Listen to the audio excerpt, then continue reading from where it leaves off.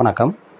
இந்த வீடியோவில் நம்ம 12th ஸ்டாண்டர்டில் 6th லெசன், அதாவது கதிர் ஒளியியலில் ஒரு 5 மார்க்கு. என்ன டாபிக் அப்படின்னா, கண்ணாடி பட்டகத்தின் வழியே செல்லும் ஒளியின் பக்கவாட்டு இடப்பெயர்ச்சிக்கான சமன்பாட்டை தருவி அப்படின்னு கேட்பாங்க. ரொம்ப எளிமையான ஒரு 5 மார்க். அதை பார்க்கலாம். இப்போ இதில் பார்த்தீங்கன்னா, கண்ணாடி பட்டகம் அப்படின்னா ஒரு கனச்சதுர கண்ணாடி. அந்த கனச்சதுர கண்ணாடி வழியாக ஒளி போகிறப்ப அந்த ஒளி பக்கவாட்டில் அப்படின்னா இந்த சைடில், ஓகே, இங்கேருந்து இங்கே ஒளி இடப்பெயர்ச்சி தான் அடையுது.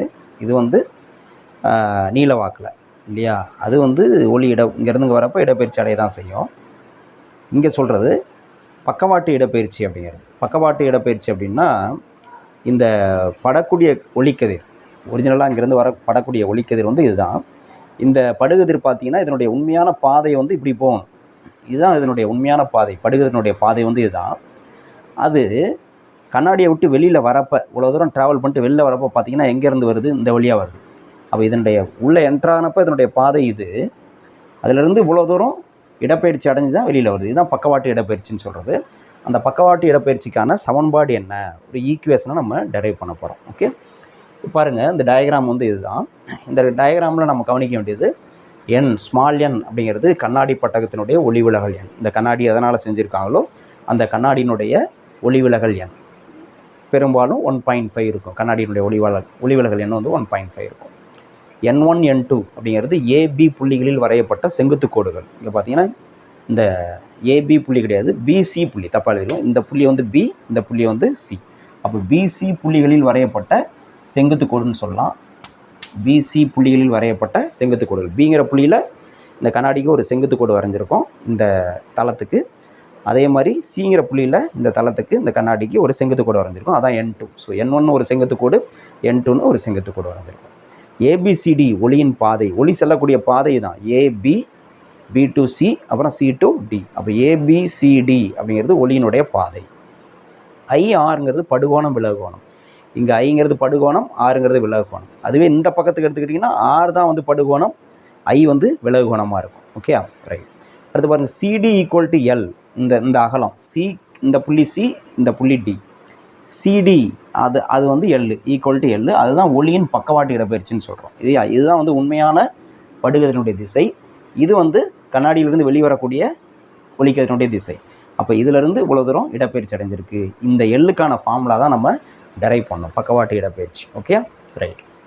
இப்போது இங்கே பார்த்தீங்கன்னா ஒளிக்கதிர் வந்து என்னது, அடர்வு குறைந்த ஊடகத்திலிருந்து அடர்வு மிகுந்த ஊடகத்துக்கு போகுது. ஏன்னா வெளியில் வந்து காற்று இருக்குது. இங்கே வந்து ஊடகம் வந்து என்னது, வெளியில் காற்று, உள்ளே வந்து என்னது, கண்ணாடி இல்லையா, உள்ளே வந்து கண்ணாடி. அப்போ அடர்வு குறைந்த ஊடகத்திலேருந்து அடர்வு மிகுந்த ஊடகத்துக்கு போகுது. நம்ம சொன்னோம் ஆர்டிடி, ரேரர் டு டென்சர்னா டுவர்ட்ஸ் நார்மல். இப்படி போக வேண்டிய ஒளிக்கதிர் இப்படி, இதான் நார்மல், செங்குத்து கோடுங்க இருக்குது. அப்போ இப்படி போகிறது இப்படி டுவர்ட்ஸ் நார்மல், பெண்ட் ஆகுது அப்படின்னு பார்த்தோம். அதே மாதிரி இங்கே வந்து இந்த பகுதி பார்த்திங்கன்னா புள்ளி சியில் ஒளிக்கதிர் வந்து அடர்வு மிகுந்த ஊடகத்திலிருந்து அடர்வு குறைந்த ஊடகத்துக்கு போகுது, ட்ரா அப்படின்னு சொன்னோம். டென்சர் டு ரேரர்னா away from the normal. Normal இது, அது இந்த ஒளிக்கதிர் இப்படி போயிருக்கணும் இல்லையா, இப்படி போயிருக்கணும். அப்படி போகாமல் இந்த நார்மலை விட்டு விலகி போகுது, ட்ரா அப்படின்னு சொன்னோம். டென்சர் டு ரேரர் அப்படின்னா அவே ஃப்ரம் த நார்மல். ஸோ அந்த அடிப்படையில் இந்த ஒளிக்கதிரினுடைய பாதை வந்து இப்படி இருக்கும். இப்போ நம்ம கண்டுபிடிக்க வேண்டியது இந்த எல். இந்த எல்லுக்கான சமன்பாடு என்ன, அதுதான் கண்டுபிடிக்கணும். ஓகே, அது எளிமையாக 2 ட்ரிகனாமெட்ரிக் ஃபார்முலாவிலேருந்து நம்ம 2 ட்ரையாங்கிலேருந்து நம்ம கண்டுபிடிச்சிடலாம். முதல்ல இதை நோட் பண்ணிக்கணும்.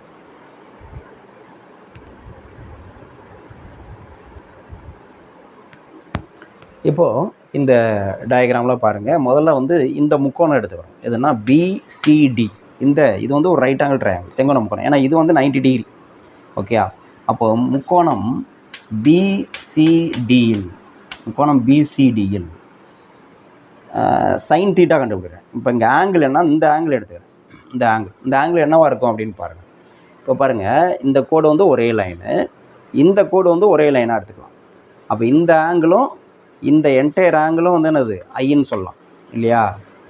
அப்போ இது ஃபுல்லாக ஐன்னா இது ஆர், இந்த ஐயில் ஆர் போச்சுன்னா இது வந்து கிடைக்கும். அப்போ இந்த ஆங்கிள் வந்து என்னவாக இருக்கும் அப்படின்னா ஐ மைனஸ் ஆராக இருக்கும். ஸோ இந்த இடத்துல ஆங்கிள் வந்து ஐ மைனஸ் ஆர்.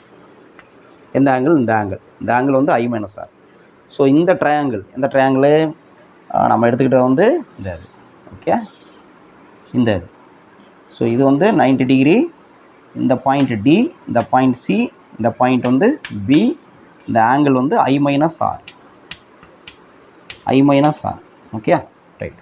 இப்போ இதில் வந்து சைன் I மைனஸ் ஆர் என்னன்னு கண்டுபிடிக்கும். சைன் I மைனஸ் ஆர் என்ன வரும்? சைன் தீட்டானா எதிர்பக்கம் பை கர்ணம். இங்கே எதிர்பக்கம் தீட்டாவுக்கு எதிரே உள்ள பக்கம் தான் எதிர்பக்கம். அப்போ சிடி பை கர்ணம் எது? 90 டிகிரிக்கு எதிரே உள்ளது தான் கர்ணம். ஓகே, அப்போ இதுதான் கர்ணம். இந்த பிசி தான் கர்ணம். அப்போ பை பிசி அப்படின்னு சொல்லலாம். ஓகே, பை பிசின்னு சொல்லலாம். இந்த சிடிங்கிறது என்னது? எல்.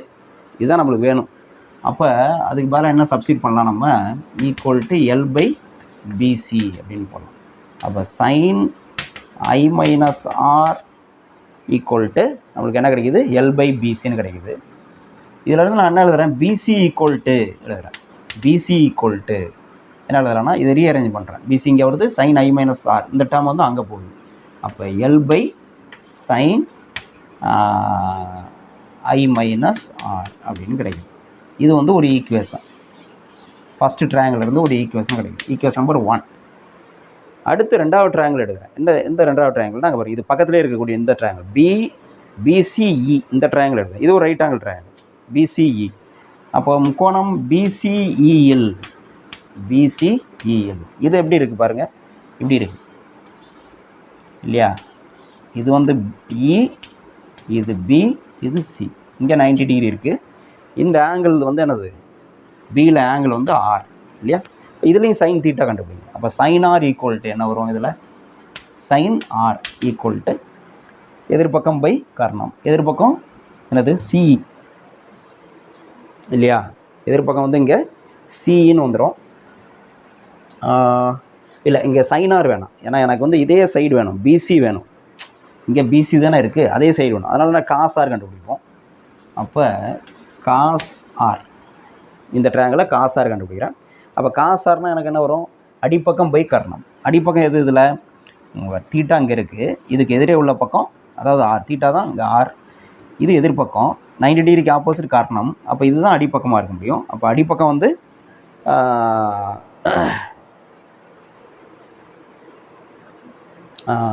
பிஇ பை இப்படி வருமா? சம்திங்டா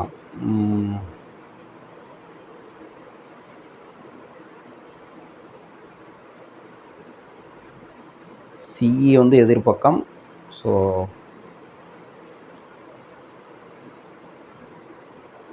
அடிப்பக்கம் வந்து பிஇ. கரெக்டு தான், அடிப்பக்கம் பிஇ பை கர்ணம் வந்து 90 டிகிரிக்கு ஆப்போசிட் பிசி. ஓகே, ஸோ இந்த பிஇங்கிறது என்ன அப்படின்னா, இந்த பிஇ இந்த லைன் பாருங்கள். இது வந்து என்னென்னா இந்த கண்ணாடியினுடைய தடிமன், இந்த கண்ணாடி பட்டகத்தினுடைய அகலம் அல்லது தடிமன் டீங்கிறது. ஓகே, இது இந்த இடத்துல டயக்ராம் கீழே சேர்த்துங்க. டீங்கிறது என்னென்னா கண்ணாடியின் தடிமன். ஓகே, கண்ணாடியினுடைய அகலம் அப்படி சொல்லலாம். கண்ணாடிக்குள்ளே ஒளி செல்லக்கூடிய தொலைவு டி. ஓகே, கண்ணாடியின் தடிமன் சொல்கிறத விட அகலம்னு சொல்லலாம். ஓகே, தடிமன்னா இது வந்து ஒரு ஆமாம் கனச்சதுரம்னு சொல்லிட்டோம்னா எல்லாமே வந்து சமமாக இருக்கும். அப்போ கண்ணாடியின் தடிமன்னே எடுத்துக்கலாம், கனச்சதுர வடிவங்கிறதுனால. அப்போ இந்த தொலைவு வந்து டீன்னு வச்சுக்கலாம். இது பிஇ வந்து டி.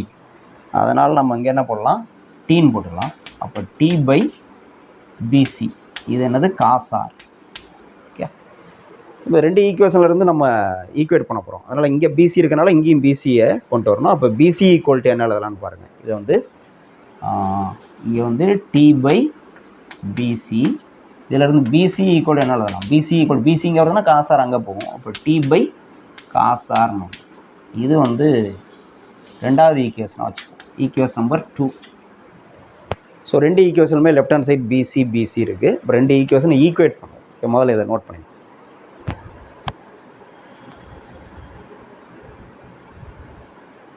இப்போ பாருங்கள், ரெண்டு ஈக்குவேஷன் ஈக்குவேட் பண்ணுறேன். Equation number 1 equal to 2. Left hand side sir equal. அப்போ ரைட் ஹேண்ட் சைடு ஈக்குவேட் பண்ணால் இதில் என்ன இருக்குது? L by sine I minus R இருக்குது ஈக்குவல் டு இதில் ரைட் ஹேண்ட் சைடு என்ன இருக்குது டி பை காஸ் ஆர் இருக்குது. டி பை காஸ் ஆர் ரெண்டையும் ஈக்குவேட் பண்ணியாச்சு. ஈக்குவேட் பண்ணால் நமக்கு வந்து நமக்கு என்ன வேணும், இந்த எல் இதான் இடப்பெயர்ச்சி இதுதான் வேணும். அப்போ எல் ஈக்குவல் டு என்ன எழுதலாம், எல்லை மட்டும் இந்த பக்கம் வச்சுட்டு மற்ற அந்த பக்கம் கொண்டு போங்க. அப்போ என்ன வரும், டி இன்ட்டு டி இருக்குது பை காஸ் ஆர் இருக்குது. இந்த sine into I minus sine of I minus R வந்து அந்த பக்கம் போகிறப்ப மல்டிப்ளிகேஷனில் போகும் இல்லையா. அப்போ sine of I minus R முடியாது. ஓகே, அப்போ ஃபார்முலா என்னென்னா நமக்கு D into sine of I minus R by cos R. Okay, இதான் வந்து ஃபார்முலா.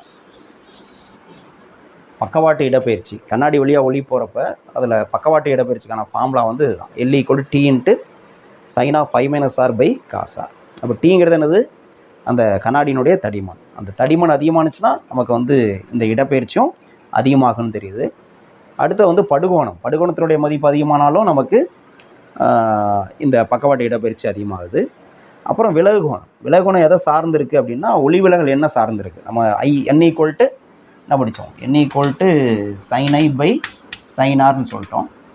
அப்போ குறிப்பிட்ட படுகோணம் ஐக்கு வந்து என்னது ஆர் எதை சார்ந்தது அப்படின்னா அந்த எண்ணெய் தான் சார்ந்தது. அப்போ நம்ம வந்து என்ன சொல்லலாம்னா இந்த இடப்பெயர்ச்சி வந்து எதெல்லாம் சார்ந்தது அப்படின்னா, இது எதெல்லாம் சார்ந்ததுன்னா ஒன்று வந்து கண்ணாடியினுடைய தடிமன், அடுத்து வந்து படுகோணம், 3 வந்து ஒளி விலகல் எண். இது 3ஐயும் சார்ந்தது அப்படின்னு சொல்லலாம்.